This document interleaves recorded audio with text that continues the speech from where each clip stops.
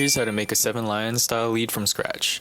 And before we get into the video, make sure to hit that subscribe button because I'm posting new videos every week and you won't want to miss out. Now let's get into it.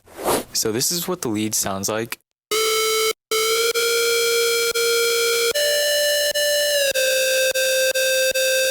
And what's good about this lead is that it's versatile because sometimes I'll use it as my main lead layer, or I'll tuck it in within my supersaws just to add some character or give some emphasis to some certain notes. So pulling up an init default patch in Serum, I'll show you how to make this lead from scratch. So for oscillator A, we'll choose a square wave. And then for oscillator B, we'll choose the dis-dut wavetable in the digital section. And both of these are going to be FMing from noise, so we'll set both of them to 50%. And for the noise, you can keep it on AC hum, and for level, we'll turn that to 30.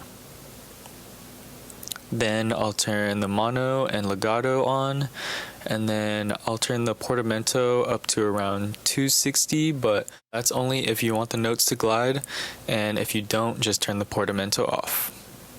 And so here's what it sounds like now.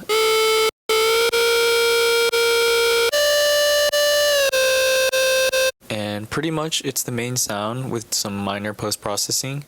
So if we go into the effects section, I added a tube distortion with the drive and mix all the way up.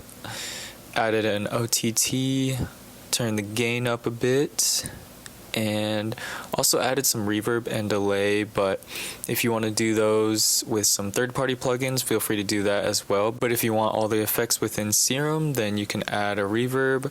I turned the low cut up to 50 and the mix to 35. And then for the delay, I put it on ping pong and put the left on 1/8 and the right to 1/16. And then EQ the frequencies and put the mix to 30. Now what the delay is doing is just adding some width, and there's some other ways that you can add width, like some third-party plugins or adding detune, but personally I tried experimenting with the detune in Unison and it sounded a bit phasey, so it's all personal taste, so experiment and find whatever sounds good to you. And now for the last thing, I added an EQ and just rolled off some of the low end. You can also do this step with another EQ plugin, and that's all personal preference as well, so yeah, feel free to do whatever's easiest for you. And yeah, this is the final product. Now I'll show you what it sounds like in context with some of my supersaws.